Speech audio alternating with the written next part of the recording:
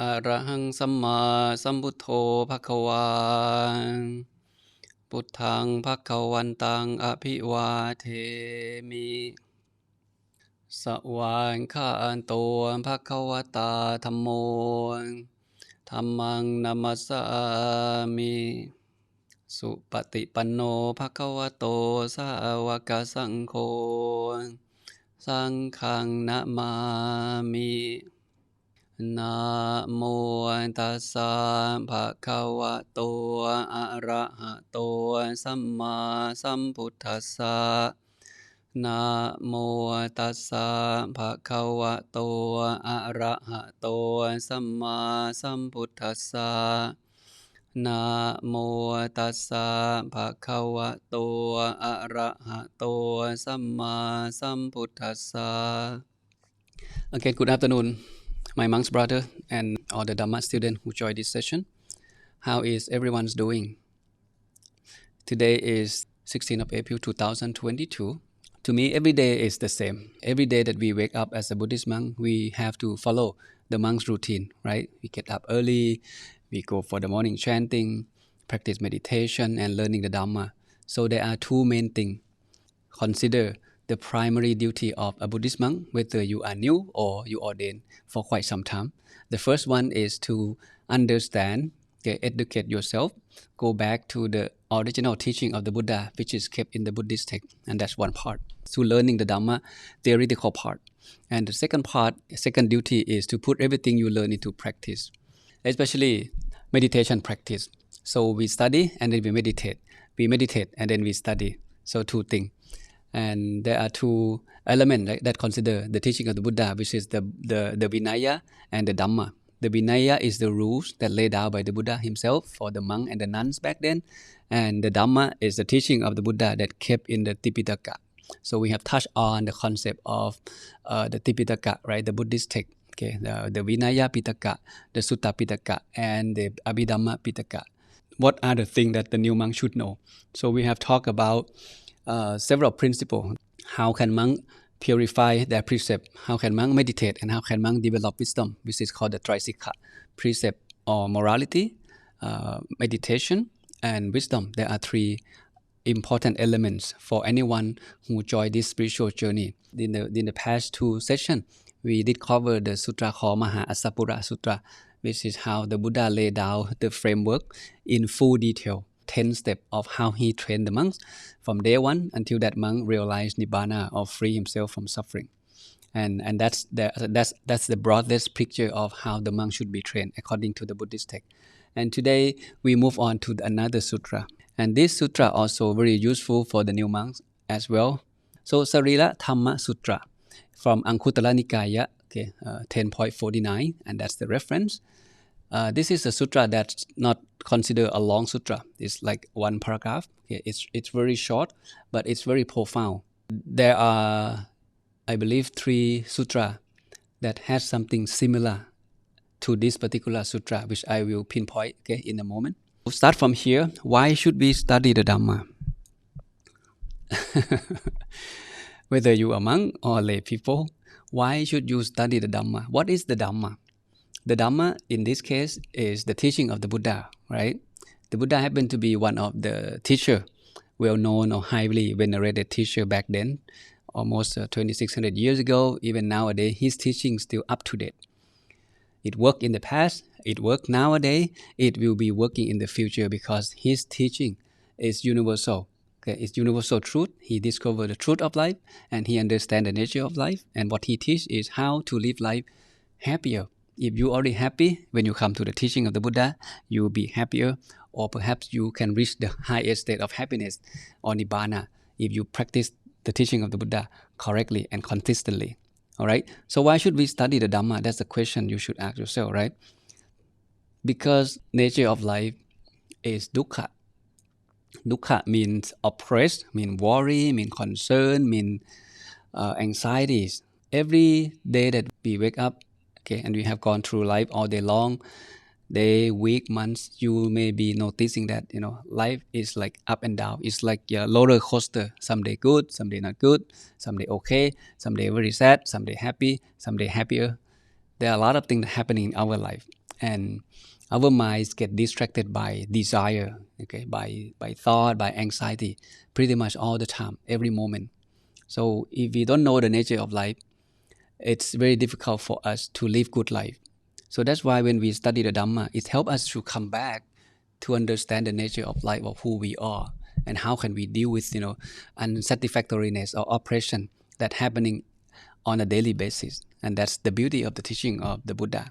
All right, you don't have to be a monk to study the teaching of the Buddha. You can be a lay people. You don't have to be a Buddhist. It's just a pure body of knowledge that available for anybody who looking for the way to develop oneself, to be a better person, a better husband, a better wife, a better kid, by utilize the teaching of the Buddha.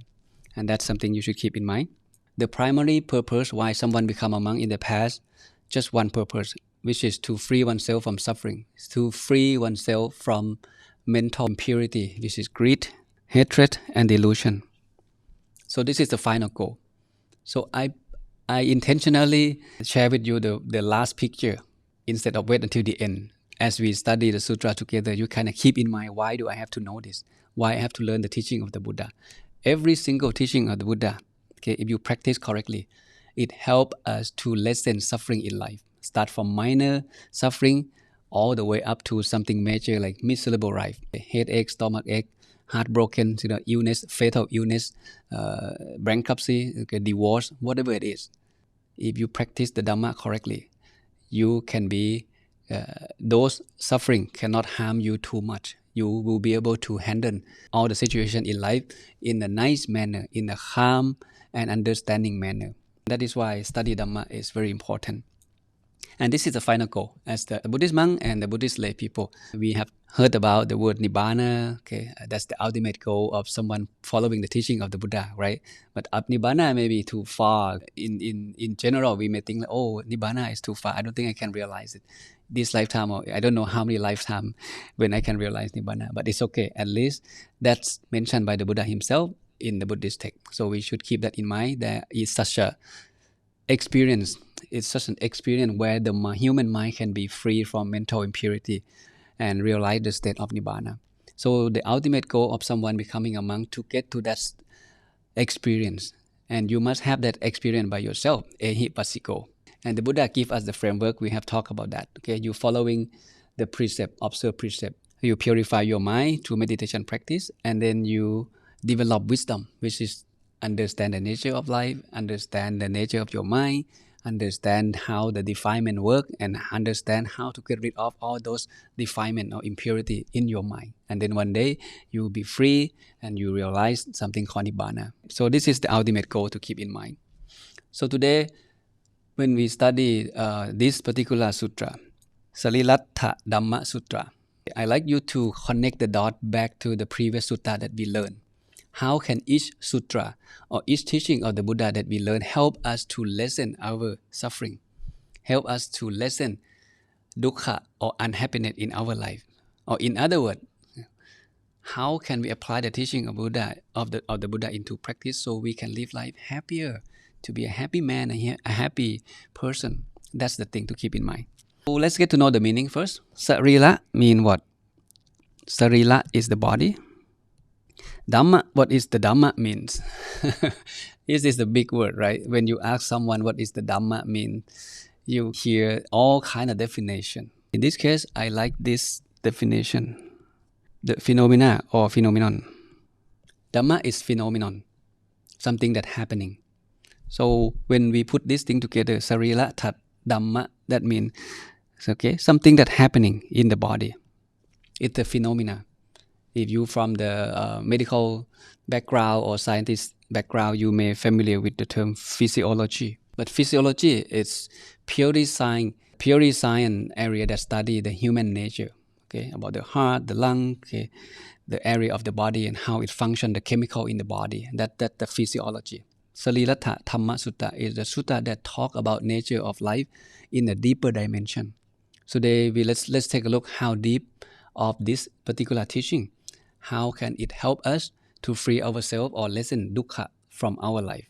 And before we go further, just in case you want to study by yourself, okay, the name of the sutra is called Sariratthadhamma Sutra from Anguttara Nikaya 10.49. And also today I like to will share with you another sutra called Rokha Sutra from the same Anguttara Nikaya 4.157, Rokha Sutra and Sarīraṭṭhadhamma Sutta. Even though we have a main focus on this particular sutra, but as the lecture goes along, if anything related to some other sutra, so I will somehow bring that information and present it to you, so you kind of be able to understand the Dhamma in a much broader dimension.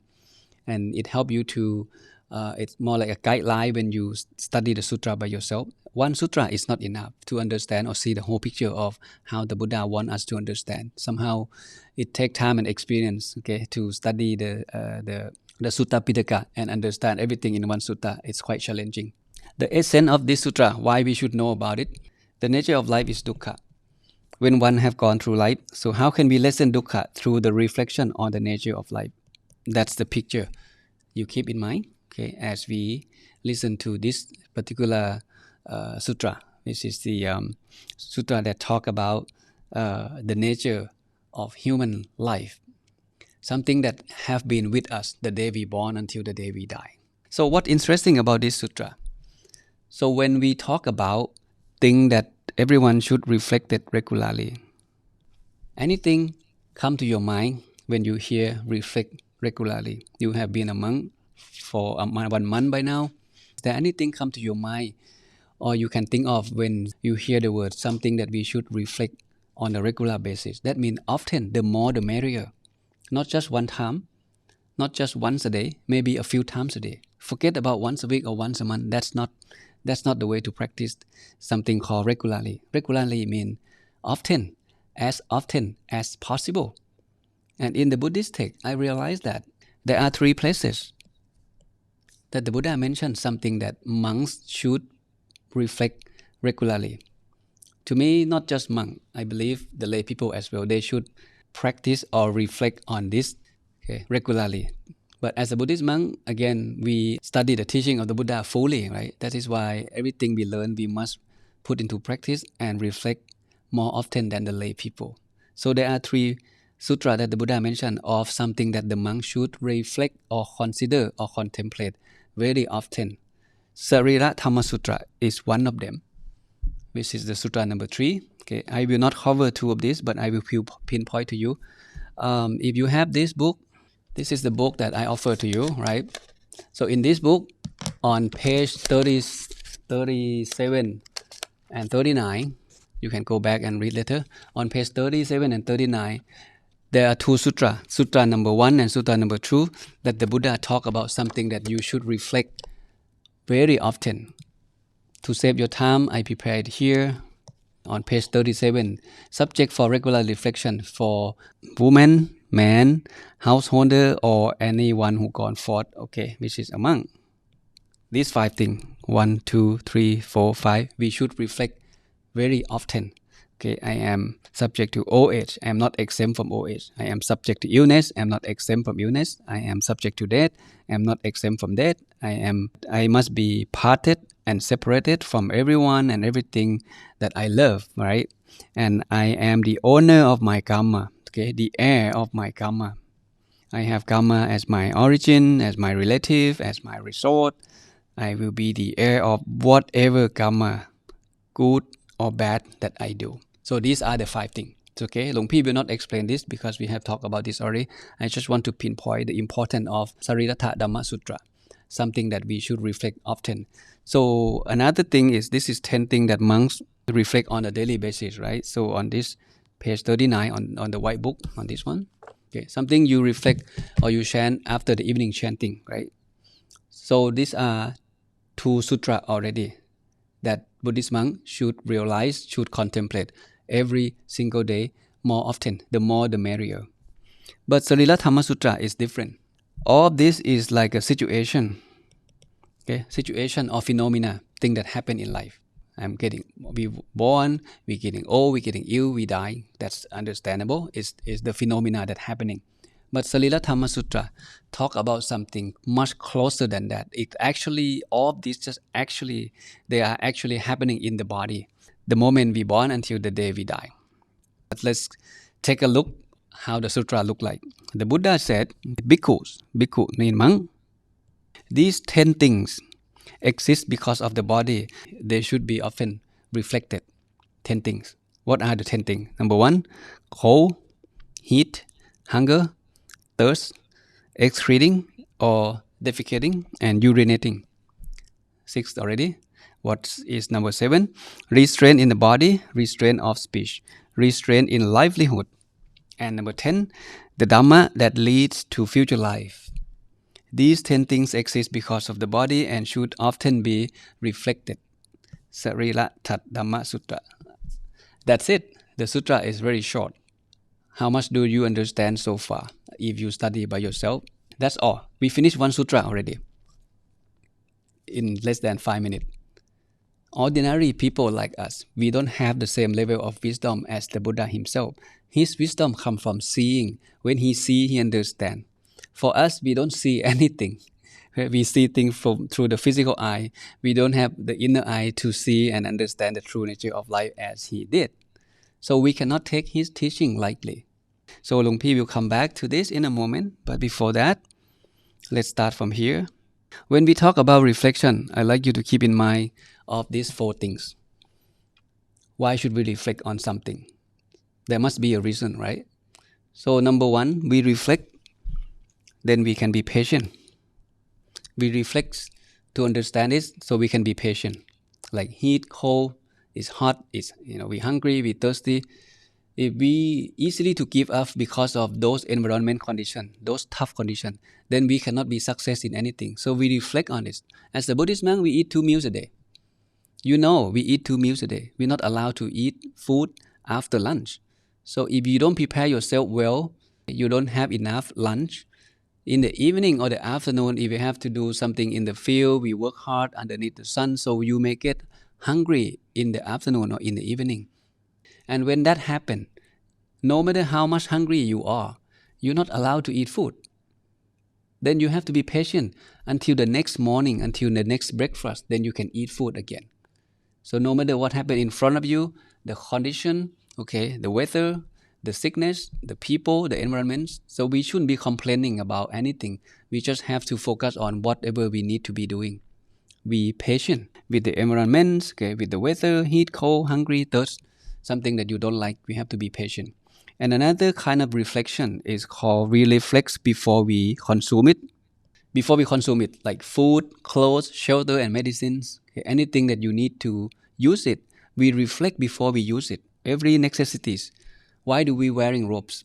How many robes we allowed to have? Why do we eat food? Where do we get food? And how much food should we eat? That's something we should reflect, right? And that is why the Buddhist monk, we chant before we eat, right? Yatha patayang pavattamanang thatu mattame vetang yatithang pinda pato. This is what the monk chant. Chanting means reflection on the food in front of us. Where the food come from, why we eat this food, what the benefit of eating this food. So it helps us to be mindful. Once we understand clearly, we reflect clearly, then we use that. We use clothes, we use robe, we eat food.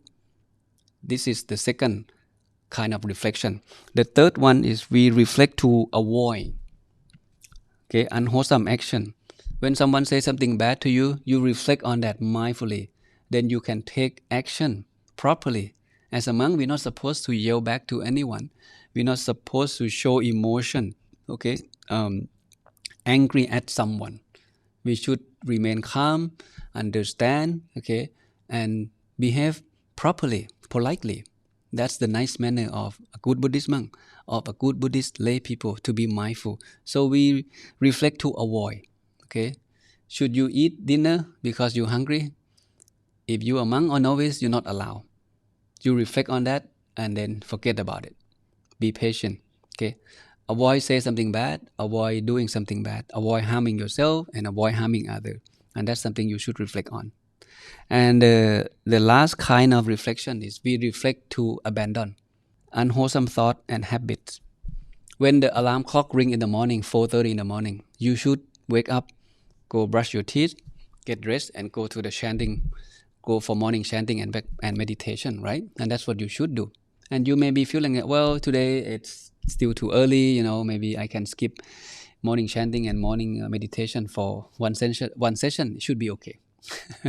That thought may, come up from time to time, right? So our job is to reflect on that thought. Is it wholesome thought or unwholesome thought? What should you do with it? Should you go to the meditation room or should you go back to bed? So you abandon, unwholesome thought. You abandon unwholesome habits. These are the 4 things that you keep in mind when you hear the word reflection, okay? All right. And this is the sutra called Rokha Sutra. I like to mention here to emphasize, the reflection on be patient. We must reflect why we should be patient. This is what the Buddha teach the monk. A bhikkhu, monks, you should endure. This is the key word. Endure with what? With heat, cold, hungry, thirst, touch of flying, mosquito, wind, sun, reptile. He should endure, with what? With rude and unwelcome criticism. He also should put up with physical pain, sharp, severe, acute, unpleasant, disagreeable, and life-threatening situation. And that is how he should train himself. Being a good monk, it's not easy. Living life as a monk is simple life, but simple life doesn't mean it's easy life. It is quite difficult. The monk needs to be trained himself, not only physically. He needs to prepare physically, mentally, and spiritually. In this particular sutra, again, it's very short sutra, but the Buddha gave us a very deep meaning behind this teaching for the monk to be very patient, to be calm, to remain calm. Don't complain. Stop complaining. Stop asking or demanding. Just be patient. Your job is to know, understanding the nature of your mind when you are encountering with something you don't like and something that you like. Not just something you don't like, something you like as well. Desire always in our mind. And we usually go after something we want, right? And run away from something we don't want. And that is called tanha or craving that we learn from the second noble truth. Okay? So here you see, we have to be patient, have to endure. Today is hot, no air conditioning. When you go to the meditation room, you're supposed to have the afternoon session. You may say, oh, Long Pi, today no air conditioning. Maybe we should, postpone the class. Today no lecture, today no meditation. Why? Because it's no electricity. So we come up with a reason for us to quit meditating, not to go to the lecture, not to go to the class because of the condition. Oh, it's too hot, it's too cold, it's too early, it's still, just finished lunch. Just keep on complaining. So as a good monk, we should cultivate different kind of attitude, a wholesome attitude towards situation that you don't like. All right? Okay. So this is the human nature of human body. Human being, we have body and we have the mind, right? And the teaching of the Buddha talk about the nature of life is dukkha. Dukkha caused by or tanha. Question is, where are these tanha came to our life? Where dukkha came to our life? Are they falling off from the sky, those craving, and all of a sudden fall into our head, and it causes us suffering, causes us dukkha? The Buddha discovered something very deep and very profound inside his own body and mind. Not from the library, not from the trees, not from the stone, but when he sit cross-legged, meditate, he realized something inside his mind.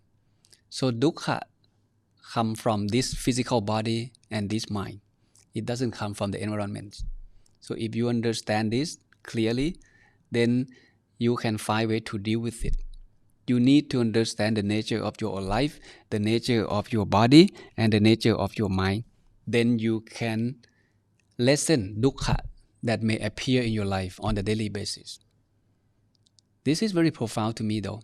As we were born, right, we encounter all of this. Cold, heat, hunger, thirst, go to the toilet, defecate, urinate.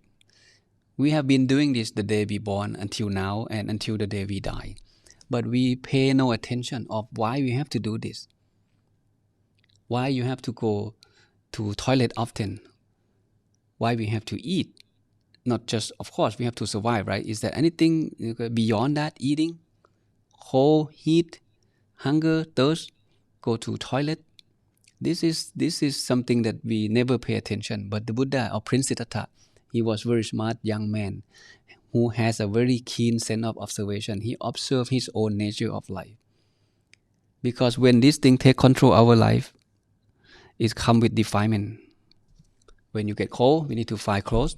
When we heat, we need to turn on air conditioning or remove the clothes. When we hunger, we go find food. When we thirsty, we go find something to drink. And then we go to the toilet.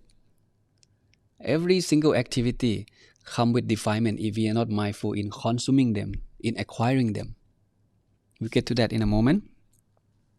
Okay, this is the big picture of the four suffering to make it easier for you to understand where we are heading in this particular lecture. The first kind of suffering is called physical suffering. Physical suffering means what? Suffering comes from the physical body, right? If you sit underneath the sun, you overheat yourself. Okay, your body cannot stand.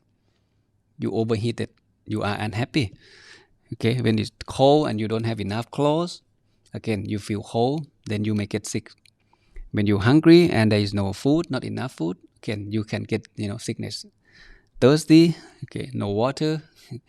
We cannot live without water, right? There's something that the body needs: food, water, air, and clothes. This is the necessity. And then after that, we also have to go to the toilet for defecating, for urinating. And this is physical suffering that not many people realize of, the nature of this physical body.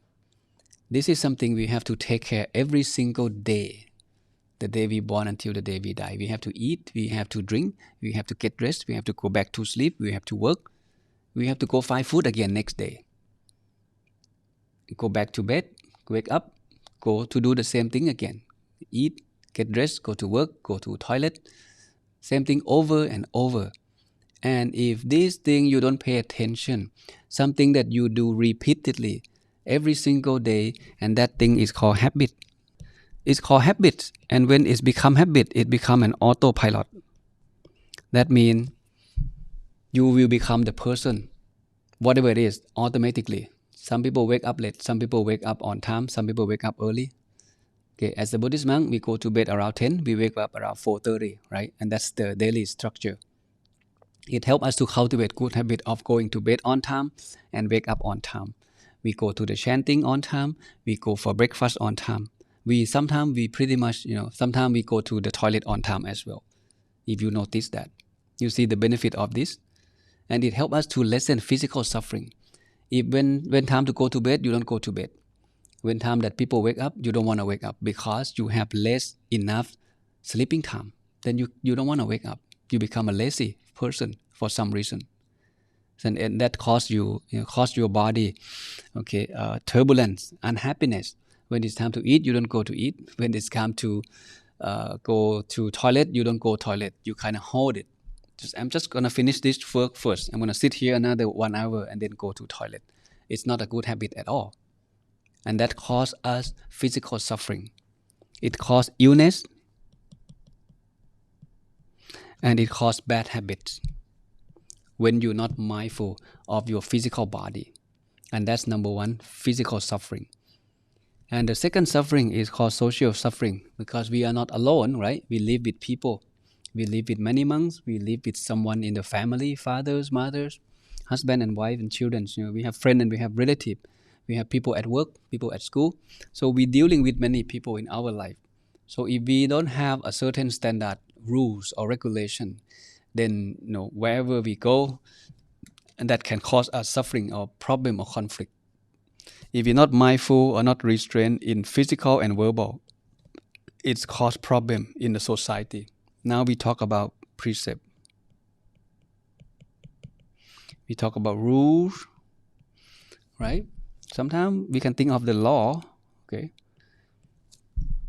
The law is a structure for everyone to follow to maintain the peacefulness of the society.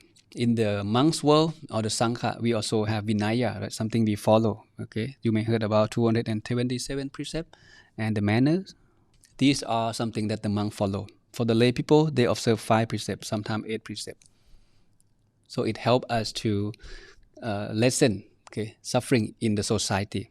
If everyone observe just 5 precepts, avoid killing, avoid stealing, avoid sexual misconduct, avoid false speech, and avoid intoxicant. Just observe these 5 universal morality. Imagine how the world or everyone in the world can live together in peace. Just 5 things.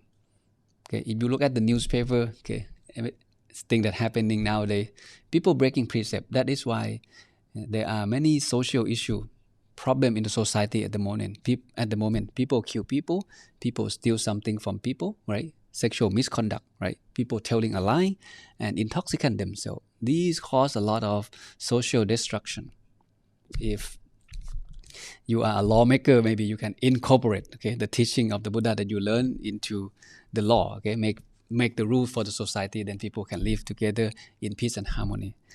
It helps lessen social suffering. And the third kind of suffering is called economical suffering, right? Suffering that comes from making a long living or career.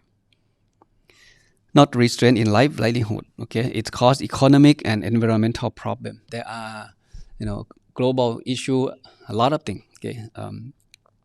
Environmental issue like global warming, the garbage, the pandemics of the COVID-19. As you can see, there are many things that cause us economical suffering because of the career that we work.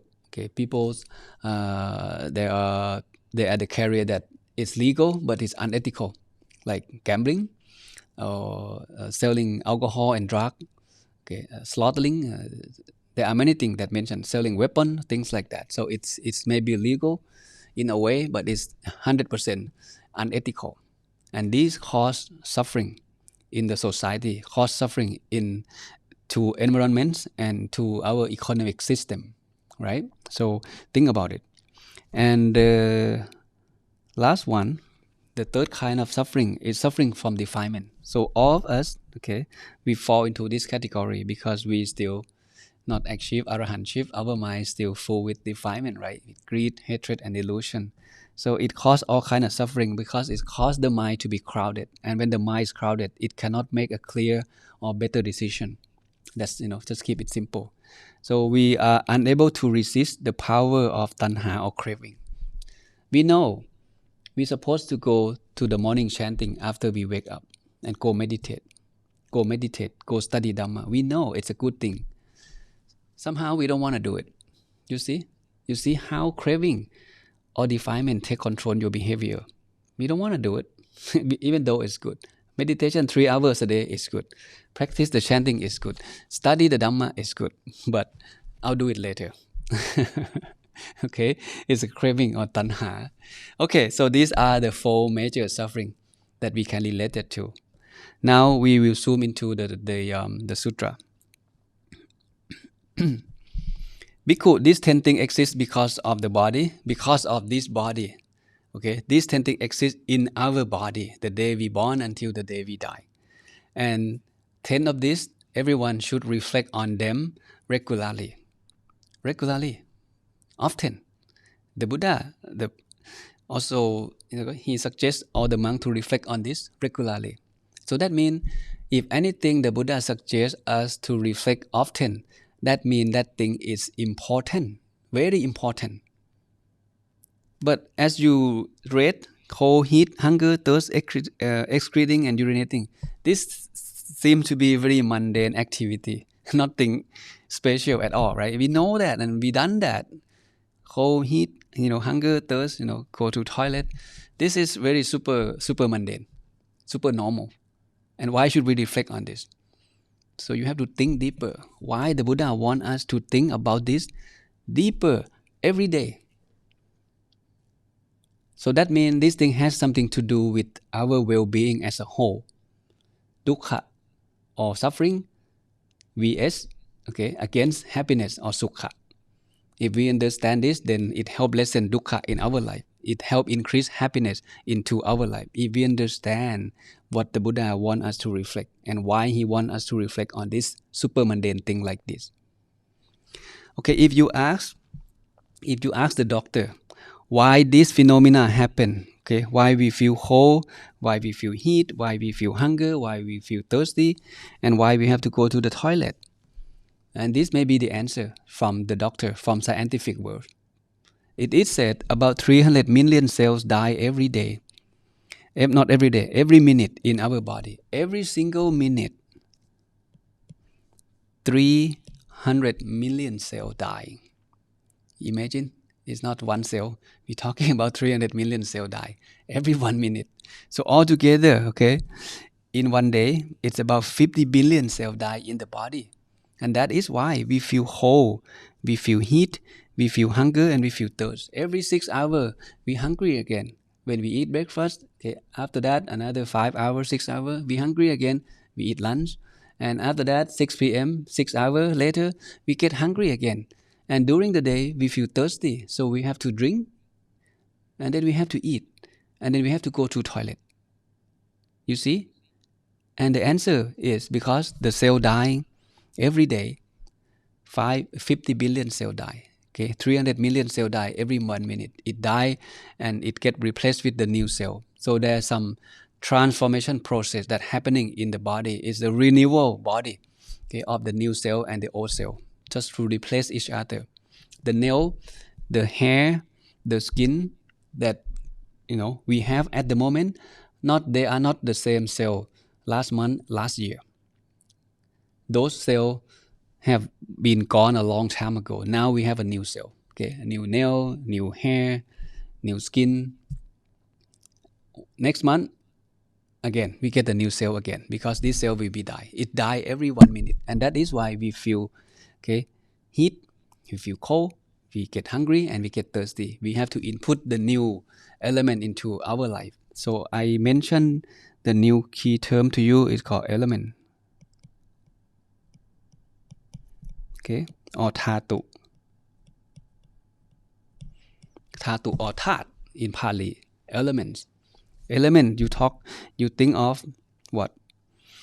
Earth element, wind element, fire element, and water element. Still remember when we ordained in front of the preceptor give you the object of meditation. He said, Kesa, Loma, Nakha, Thanta, Tacho. Tacho, Thanta, Nakha, Loma, Kesa. Still remember? So it's a requirement for the preceptor to teach the new monk how to meditate. Kesa is the body hair. Loma is Kesa is the head hair, this hair. Loma is the body hair, right? We have hair in the body, eyebrow, the skin. Okay. Nakha is nail, right? Kesa, Loma, Nakha is nail. Thanta is teeth, right? And Tacho is skin. So these are the elements in the body that get deteriorated, okay, along the way as we grow up. The cell die and the new cell replace themselves. So we born, we die, we born, we die every single moment. Everything right and fall every single moment. So if someone asks the Buddha, why this thing happened to me? Why I feel cold, why I feel heat, why I feel hungry, why I feel thirsty, why I have to, urinate, why I have to defecate. And this is the answer from the Buddha. He would say something like this. Because the element in our body, all of them, they are impure. What impure? The earth element, something solid, right? Teeth, nail, bones. The fire elements, the temperature. The wind elements, okay, wind in the body, the breath. And water element, liquid in the body. These four elements, they are impure. And that's cause us suffering, oppression. When you hear the word dukkha, it's not just headache, stomach ache. Dukkha come with the deeper sense than that. You think of something oppressed, something unsatisfactoriness, something that unsustainable. It cannot remain in the same condition forever. We cannot tell the body to remain young, remain healthy forever. We can't. It's every 1 minute, 300 cells dying. It dies because it cannot stay the same. It has to replace itself every 1 minute. 300 million cells die, another 300 million cells get created. So every 1 minute, you see, this is very oppression. This is very unsustainable. It's the nature of life. The Buddha sees something deeper than, the scientific people see. Because the element in the body, because they are impure, that's why we feel cold, we feel heat, we feel hungry, and we feel thirsty. We need to input the new element into our life, okay, from time to time during the day. We drink the moment we wake up, okay, and 7 o'clock we have breakfast, 11 o'clock we have lunch, 6 p.m., okay, most people have dinner. Some people have late night, okay, dinner, 11 or midnight. So we eat many times to input the new element into the body. Otherwise, the body cannot survive. So we need food, we need liquid, we need something solid. This is in the eyes of the Buddha, because this physical or conditioning 5 aggregate, they are impure. They composed with impure element. That is why we are suffering. Okay? We cannot stay the same as we wanted to. Okay? And how do we deal with this? Just to recap, right? We have body and we have mind. The body composed with 4 elements: earth, water, fire, and wind, right? And sometimes if you study from different books, you may come across the word air. Okay, 1, 2, 3, 4, 5. So air and wind is similar, right? Air is the space. Wind is the air that moves. So basically, they're slightly different. They're not exactly the same. So we have the space in the body. So that space is called air. But when we breathe, okay, this breathing is the air that moves. This is called wind element. Okay. So anyway, all of this make us. It's the constitution of the physical body of human. Okay, earth, water, fire, and wind, and air. What about the mind? It's another element of human being. We don't see it. The body, we can see it, right? How tall, how short, okay, fat or skinny, we know, we can see. But the mind, we don't see. However, according to the teaching of the Buddha, right, we get to know the nature of our mind, human mind. The mind can feel, the mind can perceive, the mind can think, and the mind can know. We did talk about this on the subject of the 5 aggregate. So please go back and study again if you miss some information or if you want to relearn. Okay, on the subject of the 5 aggregate, we did explain the human nature in detail according to the Buddhist text. What are the 5 aggregate, right? Body, this is body, and this is mind. Form, feeling, perception, thinking, and consciousness. This is the nature of human being. And come back to the sutra again. This is how the Buddha sees it and why we should reflect on them. Because all of this is, if we apply this to the concept of the Four Noble Truths, this is called dukkha. Dukkha satcha, the noble truth of suffering. Or the noble truth of suffering means this is the nature of suffering. The noble truth means it's unchangeable truth. It causes us suffering because it's oppressed. It's unsustainable. It cannot remain the same the day we born until the day we die. Every single breath that we take, the million cells in the body die. And then another million cells in the body get created. So we cannot remain the same. So 100 years from now, none of us here. We are gone somewhere. Basically, we dead, right? So the body will not last long. Eventually, it will break apart. We get cold, we get heat, we get hungry, we get thirsty. We have to defecate, we have to urinate. Because it's in the condition of unsatisfactoriness or oppression every single moment. This is the nature of physical body. Sarira, right? Sarira mean what? Sarira mean body, right? And Dhamma, again, mean what? Phenomena. So the phenomena of the human body, these are the phenomena of human body. Cold, heat, hunger, thirst, defecate and urinate. So reflect on this deeper. And if you want to lessen your suffering, because no matter what, these things going to be happening. Heat, cold, hungry, thirsty, every day. It's going to be happening every single day that we wake up. So we need to find a way to deal with this so we can somehow lessen the dukkha or suffering in our life. the Buddha introduced another 4 items in this sutra. And this one I call is dukkha samudaya sajja, which means the cause of suffering. If we understand them well and then we practice them properly, we can live life happier and longer. So restraint of the body, restraint of speech, and restraint in livelihood. This one interesting. Restraint of the body, restraint of speech, and restraint of livelihood. I don't know what comes to your mind after we hear these 3 terms, body, speech, and livelihood. We did talk about this earlier. Think about it for a moment. Okay. And then number 10, the Buddha talked about something else. He talked about Dhamma that leads to future life. Dhamma that leads to future life. What is this? That's it. That's the sutra. Our job is to decode the meaning of each sentence that we read. We cannot take it lightly. Oh, I understand. Oh, I understand. No, that's too easy. You have to step back and reflect on it slowly and carefully. Okay, so this is the cause of suffering. The first 6 items. What kind of suffering? This suffering, right? Physical suffering. And when we have physical suffering, usually normal human being, we not just stop there.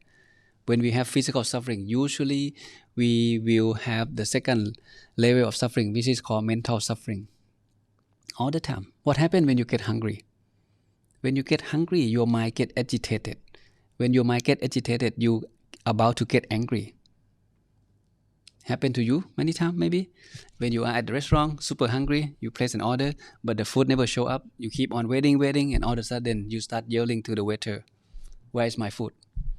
You see how hungry cause you suffering. It cause physical suffering. It also cause mental suffering if you're not mindful. We get to example. Okay, more example in a moment. All right. So this is the cause of suffering. So 6 of this, keep in mind. And this is the cause. The first 6 item is the dukkha itself, the nature of this physical body. But the rest, okay, 7, 8, 9 is the cause. Okay, the cause of suffering. If we manage them well, it will help us to lessen physical suffering and mental suffering. And that affects the last one, which is the Dhamma that lead to the future life, which I will explain toward the end of this lecture. So now we have come this far. It takes less than 5 minutes to finish this reading.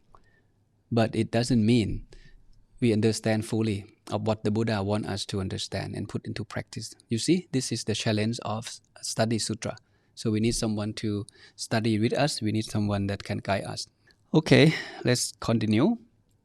So here I put several things together, try to connect the dots for you, so it helps you to understand this sutra and put into practice much more effectively. Have you heard about there are the several kind of food, right? Each food has different category and has different quality, has different nutrition that affects human body. There's something called the cold food, something called the cool food, something called neutral food, something called warm food, and something called hot food. According to scientific nowadays, including the tradition medicine, especially Chinese medicines, this area of study give us quite insightful information about how food can affect our life. And each food not only they not just only give us nutrition, but they have each nutrition give different effect to the body. Okay, some food come with the nature of cold and coolness. Some foods come with the nature of heat and warmness. So in the winter time, you should know what to eat to keep the body warm. In the summer time like this, you should know what to eat in order to keep the body cool down from the heat. Something like that. Okay, so warm food help improving digestion and circulation. What kind of warm food? Warm food you think of what? Like this, the lead, the carrot, okay, the ginger, something you can feel when you drink it, like some kind of tea or ginger tea. You feel the heat of the body. You feel the heat of something that you drink right away, right? and like this ginger and pepper. What about whole food? Whole food, it helps to not only provide nutrition and strengthen to the body, but whole food help also to calm the body down when we are in the uh, hot environments. We need to select the drink that suitable for the temperature. You think of watermelon. Watermelon is considered a whole food. It gives you a whole nutrition, a whole aspect of the food, right? When you drink watermelons, it cool down the whole body system, and that's something most people, we don't study this. We just drink whatever we want to drink, right? Especially something sweet, and it causes the body suffering. Okay, so in this summertime, I want you to experience yourself what you eat, how those things that you eat affect your body, why you fall asleep, why you have overheat in your mouth, where you have a wound somewhere in your mouth here and there because the body is overheated. Then we somehow, maybe we need to drink more water, or maybe we have to change some nutrition according to the scientific research. What happens when we are hungry, right?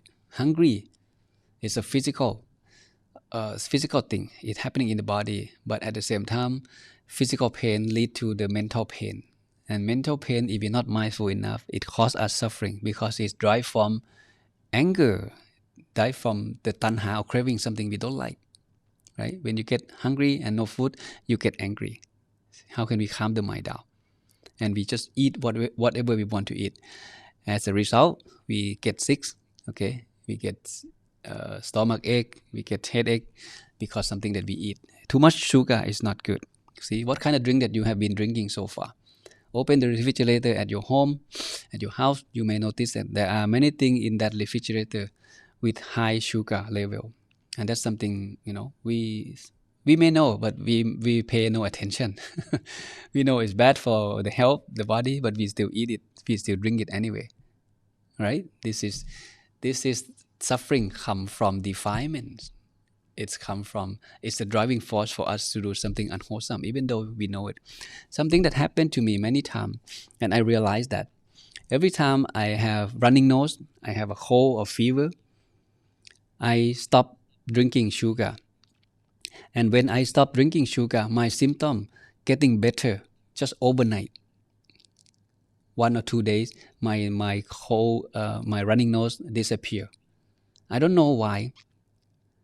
Later on, I realized that, there are many research back up on that's what's happening to my body. So when I stop drinking sugar during my immune system is low, then I stop drinking sugar. So it helped to bring my immune system back to the good level where I can overcome, okay, and heal my running nose and headache, stiffness, things like that. So I want you to pay attention to your physical body and select something that's good for yourself. According to the research, okay, this is interesting. The effectiveness of white blood cell. White blood cell is the cell that it protects. Okay, it helps you to have a good immune system. It protects the disease, the germ that come into your body. Our immune cell with fight infection, okay, this is called white blood cell. It decreased up to 50% after 1 or 2 hours of eating sugars, and it lasts up to 5 hours. Now I come to realize that, that is why I never get cured from my running nose, from my headache, because I continue drinking, soda and something sweet. So next time I'm not feeling well, I stop. And nowadays, up to this moment, I realize that I don't need sugar at all. So to maintain good health, we don't need sugar. We have enough sugar that come from the regular food. So if you are addicted to something sweet, okay, I'd like you to reconsider. If you want to live long, if you want to lessen your physical suffering in the long run, think about what you eat. All right? Okay. Here we have talked about this, right? Again, this sutta today is not very long, but I try to expand to several dimensions to help you to understand the meaning of this particular sutra. So when you go back to study by yourself, you have some idea of how it works and how can I put everything I learned from this sutra into practice. Okay? These three things I'll explain in one place. It falls into the concept of sila or precept. Right? What is precept? Precept is something that helps prevent us from doing bad things physically and verbally. Right? We learn that. That is considered precept. At the same time, as a Buddhist monk, precept is not just that. Let's study it one more time and to see if you can still remember the concept of precept. So I will explain this together. Restraint of the body, restraint of speech, and restraint of livelihood together. And for number 10, I will separate. I'll explain separately at the end of the lecture. Okay, let's start number 7, 8, 9. What the Buddha means by restraint of the body, restraint of speech, and restraint of livelihood. So these fall into the concept of sila or precept. If we study this sutra alone, we may not understand it fully because the Buddha only mentioned 3 things: body, speech, and livelihood. But the concept of precept, there are more than this. So as a student, Sutta Study student, we need to understand the real meaning of something that we read from each sutta that we study. Okay, so this is my job to help you to connect the dots to see if we can understand this much better. Okay, the purpose of sila.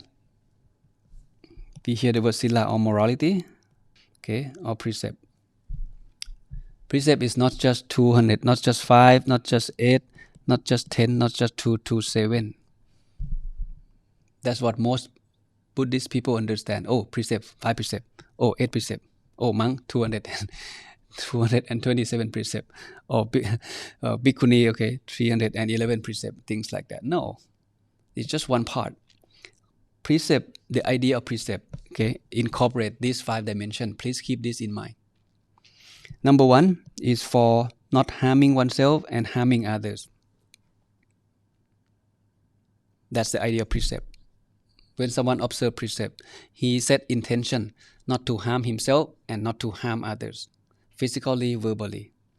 And second thing is for abandoning sensual pleasure. As a Buddhist monk, we stand opposite from the sensual pleasure world. Lay people, they seek happiness through the sense pleasure, entertain themselves through what they see, what they hear, what they smell, what they taste, what they touch. That's happiness in the eyes of the lay people. But in the eyes of Buddhist monk, we seek happiness inwardly. So we stand opposite from the sensual pleasure world. And that is why we observe precept. That is why we have many precepts than the lay people. 200 rules. And these rules help us to stay away from sense pleasure, to be mindful of something we consume, to be mindful of the place we should go, we should not go. There are many things that help us to be mindful and stay away, keep distance from the sense pleasure. Because the sense pleasure drives from tanha, and tanha is the root cause of suffering, right? When we learn the second of the Four Noble Truths. And number 3, the concept of precept is about for the appropriate of usage necessity. Everything that we use, there are rules involved. So when we talk about precept of the monk, it's involved with necessity, with the robes, with the food, something we eat, something we drink, with the medicine that we use, with the shelter or the place that we stay. This is another one area when we talk about precept. For the lay people, you can apply this as well. But for now, I'm going to focus on the monk side. And number 4 is for the unity of the Sangha. See, precept is for the unity of the Sangha. Because Buddhist monk, we're not alone. We live with many monks, brothers, people who ordain before us, people who ordain after us. And we support each other. Because when someone ordain, we don't have parents. Parents stay home. So we here support each other. When something happening to you, your monk's brother will take care of you. And there are rules involved. It's for the unity of Sangha. When the temple needs help, we go help. When the monk clean the temple, and it should be everyone's job to help go clean the temple, not just for one particular monk to clean the temple. Clean toilet, take care of the ceremony, the chantings, the activity for the lay people. These consider the activity that strengthen the unity in the Sangha, and it fall into one area of the idea of precept in the monastic community. And the 5th area, the last one, the precept is about unblemished of the Sangha. What is it? What is it? For the unblemished of the Sangha. There are many things that the monk not supposed to be doing, but it's not written in the Buddhist text. For example, in the Buddha time, there is no internet, right? There's no social media, no Facebook, no Instagram, no nothing. So can monk use the Facebook? Can monk use social media to teach lay people, to talk to the people in the world? That's the question. So what would be your answer? What would be the standard way to make decision whether this thing is appropriate, this thing is not appropriate, this thing I should do, this thing I should not do, because it's not written in the Buddhist text, in the rules laid down by the Buddha himself. Not many things nowadays, okay, that we have in this 21st century. People don't have it back then. The car, can monks drive the car? Can monk use credit card? Things like that. So we have to think about it. If something would blemish the Sangha, then we should take into consideration. Be mindful, be very, very mindful, and try to avoid doing those things. We'll get to example in a moment. And there's another thing that Luang Pi add on in this particular lecture to help you to understand the concept of precept much deeper. There are something called the 4 types of moral purification, or the Parisuddhi Sila. Parisuddhi Sila. That means there are four Sila. Okay, according to the teaching of the Buddha. This is in Visuddhimagga. Visuddhimagga is the not the Buddhist text itself. Okay, in Theravada Buddhism, in Thailand, we not consider it's the Buddhist text itself. It's composed by Puttakosajan. Okay, it's not how in the Tipitaka. But anyway, this book is highly venerated in many Theravada Buddhist countries, like Myanmar, for example. So in Visuddhimagga, the Puttakosajan mentioned something called the 4 types of pure precept, or Parisuddhi Sin. Parisud means pure. Borisud, the Parisuddhi Sila means 4 types of pure precept. So what are they? Let's take a look. Number 1, restraint in accordance with the monastic disciplines. Basically, this is something called Patimokkha, right? 227. We're familiar with the word Patimokkha by now. That's number 1 precept of the Buddhist monk. Something we can do, something we cannot do, something we should do, something we should not do. And the second pure precept is called Insriya Sangvara Sin. Insri mean what? Insri mean sense door. Okay, you have to be able to control your sense door. Restraint of the sense, what you see, what you hear, what you smell, what you taste, what you touch, and what you think. This is the second precept. Make sure you keep them pure, both of them. And the third one, purity of livelihood, or Achiva Parisuddhi Sila. Achiva mean achieve. Achieve mean career or profession. So monks also have to keep our livelihood pure. Livelihood pure.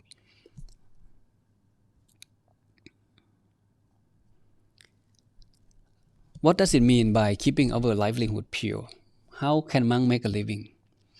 Our life rely on the support of the lay people 100%. Food that we wear, clothes that we eat, medicine that we take, shelter that we stay, come from the support of the lay people. Because monk, we don't make money as a lay people. Our life is, do our best to stay away from the material world. Use the minimum necessity to survive, and then spend time. Okay, spend most of our time every day to focus on the teaching of the Buddha, study the teaching, and practice meditation. We don't worry about making money. That's not our job or purpose of ordination. But somehow, we may fall into the trap of this, material world by acquiring this thing wrongly. Oh, I need the better quality of this clothes. I need a better food. Okay, much delicious food. I need a better shelter, a nice place to stay, a nice toilet, and nice air conditioning. I need the best medicine in the world, okay, computers, phone, whatever it is. So some monks get trapped on that realm of material. So this is called wrong livelihood. So if we become a tricky person, become a seductive person, take advantage of the lay people, that is called the wrong livelihood as a Buddhist monk. So we should be very mindful to keep our livelihood pure by acquiring, minimum, something that enough know the difference between need and want. Just have enough and keep life super simple. Then focus on study the Dhamma and practicing meditation, and that's why we become a monk. Okay, so try to do your best to minimum the desire in your mind. Have less desire. Just learn how to be content and appreciate what we receive. 2 meals a day enough. You have a place to stay, no pillow, no problem. I can go to bed, right? No air conditioning, no problem, because in the Buddha time they don't have, they didn't have air conditioning either, right? So we have clothes to wear. Someone take you to the hospital when you get sick. Everything is taken care of. Okay, stop complaining. Learn how to appreciate from what you have. I believe what we have right now in this particular training environment, this is perfect. I like to say perfect because what we have at the moment compared to what the training that I gone through myself 15 years ago, this is way much better. Okay, what you guys have at the moment, this is way much better. All right, and the last one, pure conduct as regard to necessity, is called Paccaya Sannisit Sin. This is necessity of the Buddhist monk. We need to make sure it's pure. Here, this picture. These are the 8 items that the Buddha allow us to have, allow someone to have when that person ordained or become a monk. 8 items. The bowl, the water filter, the outer robe, the needle, the razor blade, okay, and the ropes and the skirt with the belt. So all these 8 items, this is enough for monk to survive for the rest of his monk's life. Wherever you go, as long as you have bowl, then you can get food for the rest of your life. Okay, you have water filter, you can have clean water for the rest of your life. If something happened to your rope, you use the needle, and if you have razor, you can shave your head. See, life is simple. That's all we need. We don't own anything. We don't own the temple. We don't own the shelter. We can stay wherever we are allowed to stay. Move from temple to temple, stay in the forest, travel from one village to another village. To see how simple of the monk's life. But many people may complicate themselves. But the bottom line, the Buddha wants us to be, to feel content and to live life as simple as possible. Okay, and this is called pure conduct regarding to necessity of how to obtain them, of how to obtain all of them, and how to maintain and using them for a very long time. Okay, with mindful, with contentment, with appreciation, because everything here, okay, we receive from the donation of from the lay people. The lay people donate them for us. And when we run out of any supply, again, okay, we can ask the lay people and they can help us with that. So purity of livelihood, again, is deal with necessity, right? Something we need to have. Okay, beside all of this, there's some food, robes, shelter, medicine. Minimum is always the best. Okay, keep life simple. Know where to find food, know where to find rope, know where to stay, know where to take medicine. How much should you eat? How much should you take? How much should you consume? When should you stop eating or should stop consuming? It's about mindfulness. Okay, make sure we keep our livelihood pure. Don't be a tricky person. Don't be a demanding person.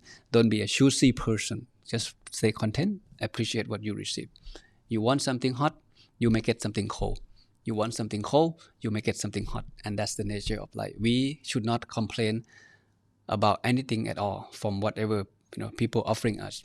When you go arms out tomorrow in the morning, go to the village. You may not get the food that you expect.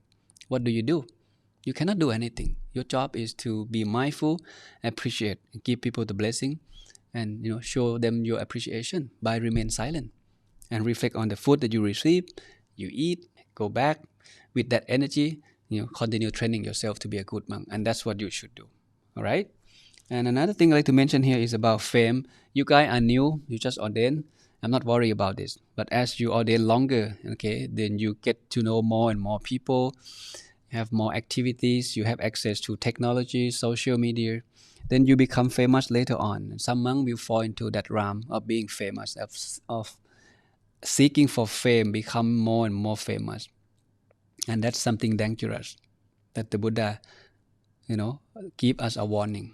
Don't fall into that realms, okay, of getting famous and being fame. It's not beneficial, okay. As a monk, we should stay low, get back to our training and focus on mental purification. And that's what you should do. All right. Okay, and almost done. Number 10. Number 10, like I said, is different. The Buddha talked about Dhamma that leads to future life. So in this book, okay, on page 246, okay, this one, on page 246. So I'd like you to go back and study. I have the section of the Karma section. So go through all of them, okay? Not many of them, less than 10. So go through all of them to understand the concept of Karma in Buddhism. But in this particular teaching, okay, I will focus only one sutra that comes from this book. Okay, it's called Nithana Sutra from Anguttara Nikaya 3.34. Okay, on page 246 from this book that Luang Pi offered to everyone already. In this particular teaching, the Buddha mentioned that any karma that is fashioned through greed, hatred, and delusion, born of delusion, caused by delusion, originate by delusion, ripens wherever the individual is reborn. Wherever that karma ripens, it is there that one experience its result of vipaka, or the fruit of that karma, that action, either in this very life or in the next rebirth or next life, or in some subsequent occasion in the future after we die. So what caused the karma? In this case, you need to realize that one of the core teaching of the Buddha, besides dukkha and what caused dukkha and how to remove dukkha, we need to understand the concept of one of the law of nature, which is called the law of karma, which is quite huge topic when it comes to the teaching of the Buddha. It is huge, it is complicated. We may not be able to fully understand intellectually. We can keep on reading text, but it doesn't mean that we understand the law of karma, how it works. To keep it simple, number 10, the Buddha talk about, okay, he give us the warning that whatever we do, it cause Dhamma. In this case, refer to the word karma. Dhamma is karma. The karma that we do will lead to the future life. It take effect. We don't know when it's going to happen, but whatever we do, okay, good, bad, it will be saved somewhere in our mind, and it will take effect in the future, whether in this lifetime or in the future lifetime. And that's something, okay, it's the nature of the law of karma. So in this case, what caused the karma? The karma is fashion. Fashion through what?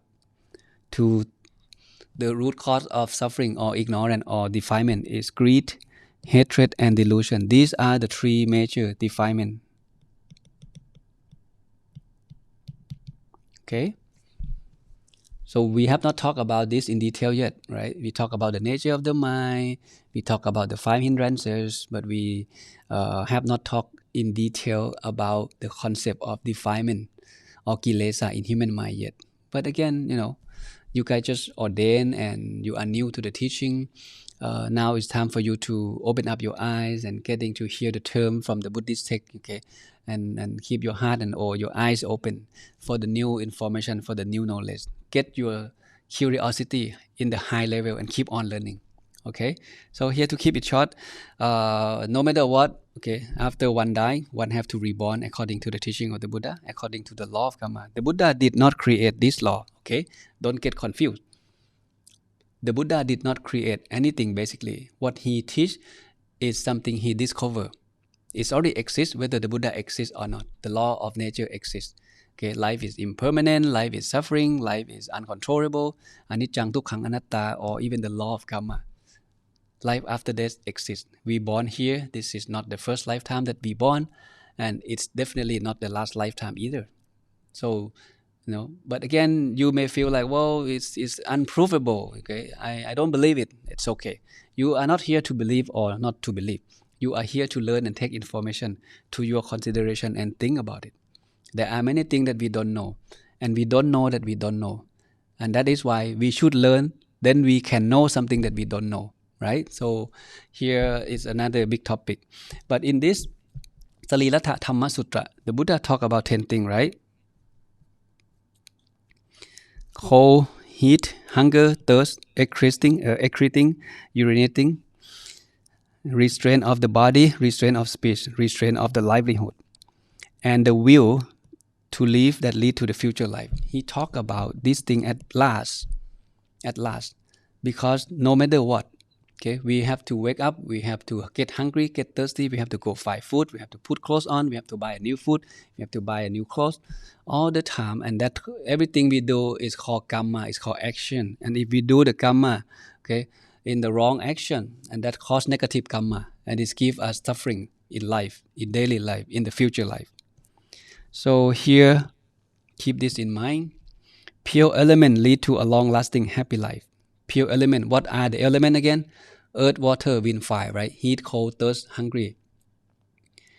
If they are pure, it leads to a long-lasting and happy life. But if they are impure, it leads to a short-lived and destruction in life. So observe what you eat. Observe how you live your life. Observe how your body generates discomfort or unhappiness into your life of what you eat, what you wear, what you stay, okay, what medicine that you take. Because suffering comes from this physical body. It's not fall off from the sky. It's come from here. If you understand nature of your physical body, then you can find way to lessen suffering out of this physical body and out of your mind as well. To summarize what we learned, the Buddha suggests us to have restraint in livelihood, because no matter what, we're going to have to go find food, go find clothes, go find place to stay, go to the toilet every single day that we still alive. It's the routine thing that stay in the body, and dukkha and the cause of dukkha also come from this physical life as well. So the element, if they are pure, your life, your physical health will be healthy, your mental health will be healthy as well, and your habits will be wholesome habit, good habit, and that lead you to have a better life, a happy life. But if you not restrained in livelihood, you're not mindful in making a living, you're not mindful in inputting the element into your life, which is impure, drinking alcohol, drug, not mindful of what you eat, it lead to unhealthy physical body, also unhealthy your mental health as well. It affect your body, it affect your mental as well, and then it become a habit of addicted to alcohol, addicted to drug, addicted to gambling, addicted to gaming, whatever it is, it become a habit, and then it lead to an unhappy life, according to this particular sutra. So how can we put everything into practice? Number one, restraint in using necessity, because this is something we use every day. We have to wear clothes, we have to eat, we have to go toilet, we have to do laundry, right? Something we use every day, then we have to be very, very mindful of the necessity. How do we find them? How do we find food? How much should we eat? Do you have food left over for today's lunch? Do you eat everything from what you take from the food line? That's something you should reflect on that. Restraint in eating. Know what to eat, know when to eat, know how to eat, know when to stop eating. And restraint in the body, speech, and mind, and restraint in livelihood, right? So all of this, they are precept. We're talking about the 5 concepts of precept already, and we also talk about the 4 parisuddhi sila, or the 4 purification of precept. So all of this, they are fall into the precept level, but they drive by something called sati and sampachanya. You see, sati and sampachanya have to be always there. If you have sati, you know what to eat, you know when to eat, you know how much should you eat, right? If you also have sampachanya can telling you when to stop eating. So this food affect what kind of body? When you eat this food, how it can affect your body, and that's something sampachanya and sati help each other to help you to live good life, to help you to lessen suffering into your life, not only in this very present moment, but in the long term. So precept support by sati and sampachanya, and that's something that monks should be cultivate and practice. Both monk and the lay people who want to live good life. Again, come back to the last picture that I mentioned earlier. The final goal of everything we learn, every sutra that we learn, every teaching of the Dhamma that we practice, or we are about to practicing, It should help us to answer this question, to help us to arrive at the final destination of this spiritual journey, which is to realize Nibbana. How can one realize Nibbana? That person needs to remove lust, hatred, and delusion from his mind. Through what? Through the meditation practice. Of course, you need precept, right? And then you meditate. And then it takes you to the higher wisdom, to remove impurity into your mind, remove these three things into your mind. It's called asavakkhaya yan, something that we talked about last time. The knowledge, the higher knowledge that help us to be able to, that help us to remove the mental impurity, greed, hatred, and delusion from our mind. And when someone have arrived at that level, that person is called Arahant. His mind is pure, his mind is clear and clean from defilement. Okay, so with that, we are done today with the sutra that called Sariratthadhamma Sutra. This sutra is not very long. It's from Anguttara Nikaya 10.49. So please go back and relearn it. Okay. This video also is recorded. So when it's done, it will be uploaded to YouTube. So you can go back and relearn later. Don't worry about something that you missed during the lecture, and you can always go back and relearn. Okay. So again, these 10 things exist in the body and they cause us suffering. So it's our job to understand the nature of our own physical body and the nature of our mind, how the body works, how the mind works. Because suffering, or the root cause and the root cause of suffering, they not come from the sky. They not fall off from the sky to this physical life. They originated in this physical body. So it's our job to understand that and to put everything we learn into practice. Then we can live life happier. Whoever we are, whether you are Buddhist monk or lay people, you need to understand the teaching of the Buddha and put everything you learn into action. Hope everyone's following Luang Pi so far. If anything, you have questions, feel free to ask. So let's pay respect to the triple gem, then we take a break.